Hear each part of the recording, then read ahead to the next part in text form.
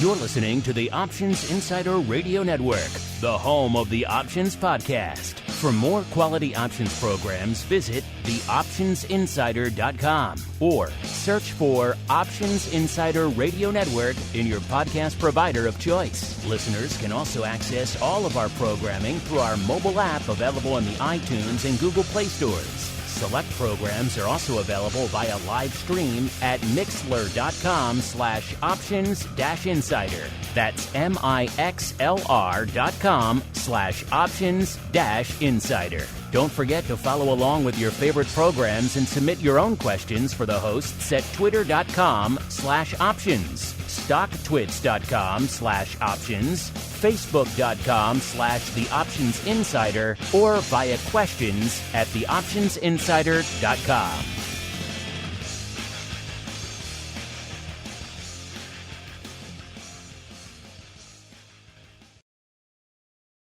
You wanted it, you got it. A radio program that helps teach you options trading inside and out, basic to complex. This is Options Bootcamp. Whether you want to learn how to protect your portfolio, generate income, or even become a master of volatility, the Options Bootcamp drill instructors will break it all down for you. Now, let's get you into peak options trading shape. Here are your Options Bootcamp drill instructors. All right, everybody. That music means we are back once again, about to embark on the journey that is Education Wednesday, a very special journey. Today, you're going to get a just abundance of riches. All you pro folks listening live, strap in. We got some good stuff coming for you. All you on-demand folks, you have to wait a little bit for all of it to hit the network for you, of course, but good stuff nonetheless. You got a double dose of Options Bootcamp coming at you today. So back-to-back episodes for all you pro folks. And then, of course, a little bit later today, you're going to get a live huddle with Mr. Overby from OPR as well. So first off, if you're just listening to Bootcamp, you're not listening to the full network, including shows like Options Playbook Radio, which is very much a sister show to this one, then you should be upgrading to that wherever you're listening to this. Just search for Options Insider Radio Network. You'll find it. Subscribe, and you're off to the races. Or you can go out and find OPR on whatever platform you listen to this on, including our app. Our app has everything out there under the sun, and then you'll get all that goodness. Of course, if you want to join us live, you don't want to wait a week or two for the next episodes to drop on the old network and all sorts of other fun stuff, then theoptionsinsider.com/pro is the place to go to learn more. Of course, if you're really cool, don't tell anyone I told you this. This is just for you. I'm talking to you, not to the person next to you. /secret club. That also works. Get you to some fun stuff there as well. You get live access. You get exclusive content. So if you want to go pro and you want to get pro Q&As, you want to get options oddities at the end of the week where we break down all sorts of crazy trades that went on during the week and talk ourselves into a few fun, crazy live trades as well as, of course, fun giveaways. We're coming up a couple of days now. The September Pro Trading Crate will be going out. Who will be the lucky winner? Maybe it'll be you. TheOptionsInsider.com/pro is the place to go to enter your name into the hat. And speaking of hats, I am also joined on the program today by the black-hatted one himself, Mr. Dan Passarelli, the founder over there at Market Taker Mentoring, also the author of one or two or half a dozen options-oriented tomes. Mr. P, welcome back to Options Bootcamp, sir. It's good to be back, Mark. We've got some exciting things to talk about today, I understand. We do. It feels weird not doing it face-to-face. We've done it face-to-face so many times now recently. I know. So hopefully, listeners, you folks all enjoyed those little live tastes, those little live glimpses we gave you into the mastermind sessions there. Those were pretty fun. If you haven't checked them out, you missed them for whatever reason, go back in the archives. They'll be sitting there waiting for you over there. If you like what you hear, feel free to leave a nice 5-star review, just like our friend Cody did this week. Cody just says 5 stars, fun and options in equal measure. Enjoy. Well, there you go, Dan. That's what we're bringing to the table. We're bringing fun and options in equal measure. So that kind of summarizes us pretty nicely, I think. Yes, fun and options. I like that. Yes, I like it a lot. Fun and options. So let's get to some of those options, a little bit of the old basic training. All right, Boot, it's time to get in line. What you're going to do is learn. You're going to learn how options work. Do you hear me? Yes, sir. You're going to learn options trading inside and out, basic to complex. There will be no failures. Do you hear me? Yes, sir. Call in. Prepare to learn. Yes, sir.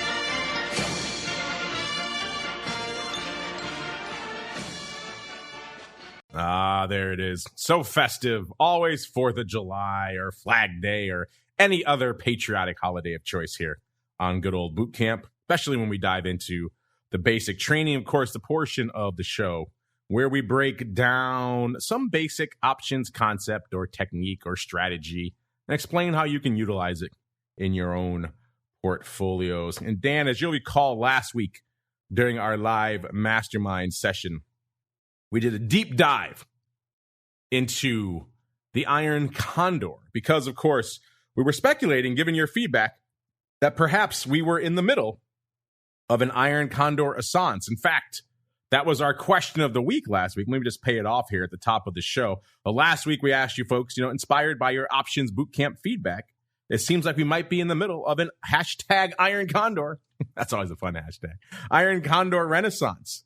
This strategy was super hot a decade ago, probably really over a decade ago, but it seems to have cooled in recent years. Is this strategy making a comeback? We gave you guys 4 choices. Yes, I'm trading Iron Condors. Nope, I prefer Iron Flies. No, I prefer Butterflies, or they never went away. And Dan, without cheating, what do you think won in our poll, sir? I'm going Iron Condors, baby. You are correct, sir. Yes, 45.8% of the audience said, yes, we are in the middle of an Iron Condor assance, Dan. And in fact, they are trading them right now. So nearly half the audience, Dan, Iron Condor assance. Interesting. Number 2, we had, nope, I prefer traditional Butterflies. Exactly a third, 33.3%. Then we had, they never went away. So they've always been trading Iron Flies, 12.5%.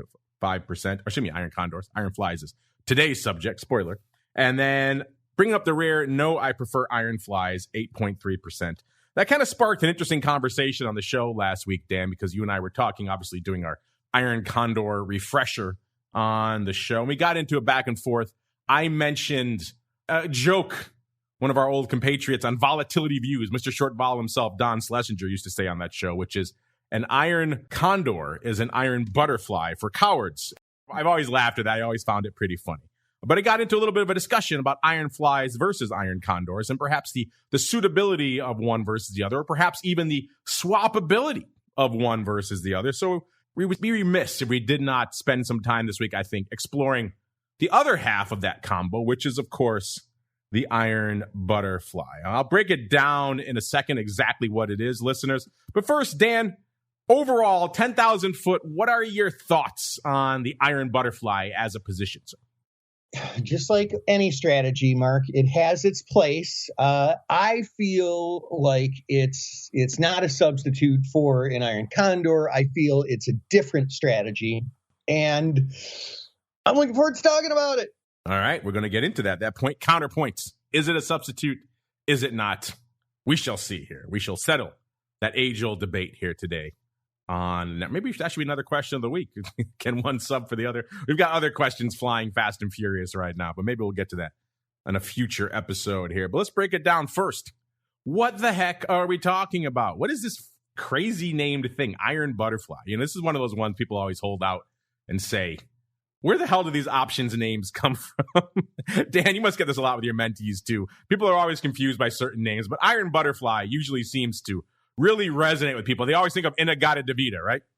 No, Mark, it's funny. A lot of people don't know this, but the name for the spread Iron Butterfly comes because the lead singer for the band Iron Butterfly used to trade these all the time.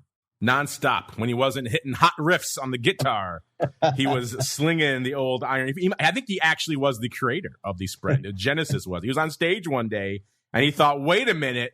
Why am I messing around with these Iron Condor things? These are for cowards. I'm going straight to the fire. And thus the Iron Butterfly was born. All right. Exactly. There we go. There's our fun and options in equal measure there, listeners. All right, let's get into it. What the heck are we talking? What did he create? This lead singer of In-A-Gadda-Da-Vida. of Iron Butterfly. The song was In-A-Gadda-Da-Vida. Yes, the Iron Butterfly. So let's go back to our old favorite, XYZ. XYZ trading once again around $50. It's been at $50 in all of our example, trying to keep things steady for you folks, not make it too confusing for a point of entry for you. So this is another example where you think the stock is going to move. It's going to go somewhere beyond 50 in the next month, but you're not sure which direction. So you decide, you know what you're going to do? You're going to buy a straddle. You're going to buy a long at-the-money straddle. With all the issues inherent in those, go back and check out our archives. We talked about straddles, the pros and cons many times here on the show here. So go back in the archives if you want a refresher on straddles. But in general, $50 at-the-money 1 month straddle. In our example, you spend $2 for the call, $2 for the put. Put them both together. You just spent $4. What does that get you? That means anywhere the underlying moves for the next month, you're going to capture it. But also, you can do the basic math. It also needs to move $4 for you to break even. That's one of the early downsides of a long straddle, is that they're kind of pricey. You're buying two at-the-money options after all. So you need the stock to rally to $54 or drop to $46 to really break even on this trade. So you need this thing to really move, which is the difficult challenge to overcome sometimes. So maybe you're looking at that, you bought this thing, and now you're thinking, I don't know if I can make that much of a move. And maybe also you're a little bit disconcerted by the fact that I just shelled out nearly 10% of the value of the stock for a 1 month options trade. What can I do to perhaps mitigate some of that outlay? And this is where the Iron Butterfly comes in. So against that long straddle, you're now going to turn around and sell a 10% out of the money strangle against it. And that's effectively what an Iron Butterfly is, listeners, an at the money straddle versus an out of the money strangle. In our example, we're going to talk from the long side, but you can also go short. I know that's the way Dan likes to lean. We'll get into all that fun in a second. So in our example, 10% out of the money, you're going to sell the 55 strike call. In our example, you get a nice buck for that. So, and also you're going to go $5 out of the money to the downside, sell the 45 strike put, also collecting a buck. So there you go. Now you've bought an at the money 50 strike straddle. You spent $4 for it. You sold the 55 call against it to the upside. You sold the 45 put against it to the downside. You collected $1 each for those. So now in our example, you have now cut your outlay in half. You are down to $2. So what have you done now? Well, a couple of things. First off, the obvious 50% reduction in cost. That's a pretty decent thing. The other side of that, of course, is you've also limited your profit potential now. Anything beyond the 55 strike to the upside or the 45 strike to the downside, you're not really going to play in anymore. And in fact, also you've capped your upside on this trade to effectively the max width of those spreads minus what you paid. So in that case, the max width of that spread, 50 to 55, is $5. A $5 spread can only be worth $5 at max. So the most you can make is $5 on that minus the $2 that you spent. So the most you can make in either direction is going to be $3. So that's your position that you put on at the end of the day. So pros and cons of this type of position, you could see, obviously the pro is you have an at-the-money straddle. So you're going to participate in every tick of this underlying, no matter where it goes, up or down, away from that at-the-money strike. So you're getting a lot of the bang for the buck of the at-the-money straddle. But also, the con of that is that you're not getting all of it. You're going to limit yourself in both directions. Also, it's still a pretty expensive strategy, even though you have cut the cost, in our example, in half. And also, the same time, if you're going on the long side, you also have all the issues that are still inherent in being long and at-the-money straddle, which is those options are going to decay more rapidly than just about anything else on the board. At-the-money is, of course, where theta is at its highest, and that's where you're going to feel the sting of theta decay the most aggressively. So if you're long an at-the-money straddle, you need that thing to start moving pretty quickly. You can't sit around. Every day you sit around, that straddle is going to lose value, and it's going to lose it 2x because you have two at-the-money contracts. So that's something where you need that straddle to really get up and go pretty quickly. So Dan, I just walked folks through the long iron fly example. First off, tell me your thoughts on the use case for that. And then B, why do you prefer to go to the short side, sir? You know, Mark, I mean, notwithstanding what I said a few moments ago, that every strategy has its own little niche in the options landscape here. But I'm hard pressed to find any actual practical times when I would want to trade a long one where I'm buying the straddle, looking for moves, and then selling a wider strangle. I don't know. Maybe it's just a mental block, but I mean, if you're gonna go and buy a straddle, like you want a big move, and this just truncates it, and I know that this can be a way to to play a big move, a less big move, I guess I should say. But man, I just have such a hard time finding a use case for this. It can be done, but most of the time, I would just rather go for that outright straddle. And outright straddles are hard to trade. We've talked about that a number of times on this show. But you lose less with this, but you don't make as much either.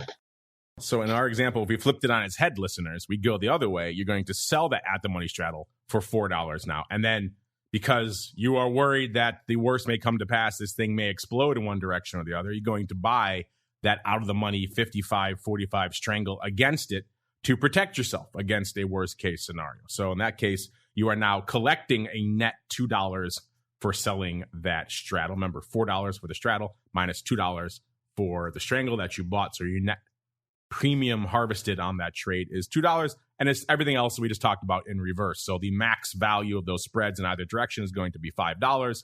So the most you could lose on this trade now is $3 as opposed to your max gain before. So that's what Dan is talking about here that's how he likes to approach the old iron fly here, which is from the dark side. I'd be curious for you folks out there, if you do trade iron butterflies, or if you're curious about them, how would you utilize this strategy? Would you be a long iron fly or a short iron fly trader? I'm curious. Hit us up. Let us know. I also want to do a quick comparison and contrasting to what we talked about last week, which is, of course, the iron condor, because these strategies are often bandied about in similar terms and sometimes in the same sentence. Dan doesn't think they belong there. We'll get to that and why he thinks that in a second. But really quickly, what we talked about last week, listeners, remember the iron fly, what we just talked about, XYZ is at 50. You're going to be long or short the at-the-money straddle. And then short if you're long the straddle, or long if you're short the straddle, get the out-of-the-money strangle against it. You're going straight at the money. You're not really messing around. Iron condor, I think it's fair to say you're doing a little bit of messing around. You're building in a little bit more wiggle room, a little bit more cushion. Maybe you're just not that convinced on the trade, hence the joke that iron condor is the iron butterfly for cowards, because now you still have the same scenario. XYZ is still hanging out at 50. But rather than going for a straight, longer, short, at-the-money straddle on the 50 strike, you decide, I'm going to build in a little bit of cushion. So instead, you first, in our example, we went long. So we bought an out-of-the-money strangle, and we pushed it out 5 handles. So we bought the 45-55 strangle. And then against that, we sold another out-of-the-money strangle. We sold the 40-60 strangle. So that essentially you're doing 2 out-of-the-money strangles. You can also think of it as buying the 45-40 put spread and the 55-60 call spread. Of course, flip that if you're going to sell those. So you can see right off the bat, there is a big difference between these two strategies. And I'm guessing this is what Dan is going to allude to when he talks about his similarities and differences between the two. Because one, again, is straight at the money. So certainly if you're selling it, you're going to benefit more immediately from the decay component, which is why an iron butterfly can certainly be attractive for a premium seller, because you're selling at the money. That's where you're going to get the max premium decay at the end of the day. In the case of the iron condor, you're going a little bit away from the at the money. You're still going to get premium decay, obviously, but not quite as rapid, not quite as aggressive. And also, again, you have a little bit of cushion built in there. So if things start moving around, it's not going to impact you immediately versus the iron butterfly, which if you're short that thing, every tick is going to cost you money. So intriguing stuff afoot. Again, these strategies are often discussed and talked about interchangeably. But Dan, you hold up your finger, you say nay. These should not be discussed in the same conversation. They're completely different. Why do you say that, sir? Well, because it comes down to a couple of things. One is it comes down to theta. One is it comes down to the width of the break evens. And, one, it comes from the timing of the trade. So with iron condors, which we talked about last time, I think it was last time, we talked about them at some point. The break evens are wider by definition, so we know that. But the theta tends to be a little more stable. You get more theta when there's more time in relative terms, like if we're comparing it with a butterfly or iron butterfly. Because at the money options decay at a very, very fast rate. The more at the money they are, the faster of a rate they decay at. And so when we're talking about an iron butterfly, like those options, if we're doing this as a non-directional one, those options are right at the money. And as time moves towards expiration, that theta just gets bigger and bigger. That's why I always say you should keep your butterflies and iron butterflies, like a week and a half or less to expiration. Whereas with an iron condor, because they're not exactly at the money, I mean, they're near enough to the money, the theta does grow as time passes, but it doesn't grow as much, which means it stays a little bit more stable, which means that you can put them on with more time until expiration. That really comes down to more of a break-even play, as in, like, as long as it stays between the break-evens, it wins, as opposed to, an exponentially increasing theta play, which is what the butterfly family ones are. An exponentially increasing theta play. So the way I've kind of jokingly referred to them on both of these shows is kind of the way I've often talked about them on the network, which is, again, if you want to go close to the fire, you want to go straight at the money. In the case of Dan, he likes to approach these from the short side, so we'll talk about them now from the short side. So if we're going to talk about a short iron butterfly, obviously that's appealing to be short and at the money straddle. As Dan just mentioned, as I was talking about earlier, at the money is where your theta decay rate is the highest. So you're going to see the most bang for that buck very quickly there in that iron butterfly. The downside, of course, as I mentioned, you are now short a ton of gamma. You're collecting theta. That means you're short a ton of gamma. So, of course, you're going to sweat every single tick of that underlying away from the at the money strike until expiration. And I've seen it many times when I used to go down on the floor of the SIBO around expiration time. I'm sure Dan can tell stories about this as well. Back when Expiration Friday was really a thing, when options only expired once a month, it was a big deal. And you could tell instantly when you walked into the pit who was long premium and who was short premium. Because the long premium guys, for the most part, were hanging out. They were having fun. They were doing their normal thing. Short premium guys, before the bell even rang, they were sweating buckets. They were popping Tums. They were staring at two things. They were staring at the clock, and they were staring at the stock ticker. And every tick in the underlying, away from whatever strike they were short, you could tell they felt it viscerally. They would shudder. So if you want that to be your lot in life, if you're okay with that, some folks are down with that. They like that. They're willing to sweat a little bit to make their money. That's fine.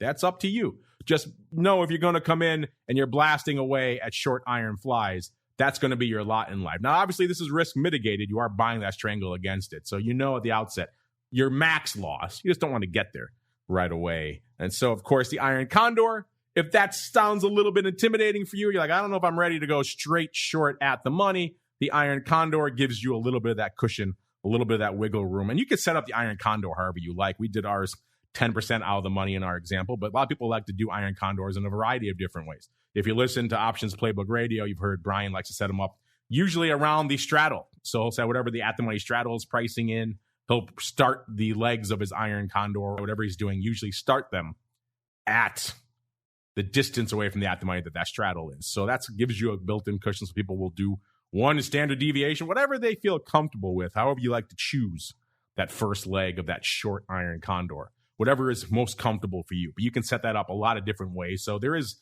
more inherent wiggle room in the iron condor, and again, more cushion. So if it sounds a little intimidating to dive into the deep end of the iron butterfly right away, and it is, trust me, then maybe you want to start with the iron condor. Now, Dan, for you, I'm curious, you don't view these strategies as really placing one for the other. So in your mind, when you're looking at a short iron fly and a short iron condor, when would you do one versus the other, sir? Yeah. Okay. So like let me predicate this with free tip of the day. Like, this is what I tell all our students. This is like, the number one secret proprietary rule of all market taker traders is whenever you have any opportunity, you should look at 3 different ways to trade it. So, compare and contrast. When you see a neutral strategy, look at the iron butterfly and look at the iron condor. Typically, what you're going to find is when you need a bigger range, it's always going to work out where the iron condor is just going to end up more attractive. And when you are looking at a shorter time horizon, a lot of times the iron butterfly is going to be more attractive. So there's actually, I guess that's 3 rules for you. And if you stick to those, holy cow, that's going to take you far on this whole conversation. I think I'm going to say the one ironclad hot tip from MTM you always share with your listeners is just listen to Mark Longo and everything he says, and you'll be good, right? That's the starting tip for everybody who comes into MTM, right? Mark, this is a serious show. Come on. How dare you, sir? How dare you? Just for that, I'm going to end the show right now. But don't worry, all you pro folks. You got more coming in your ear holes straight away after this for all you folks on demand. Unfortunately, you have to wait a week.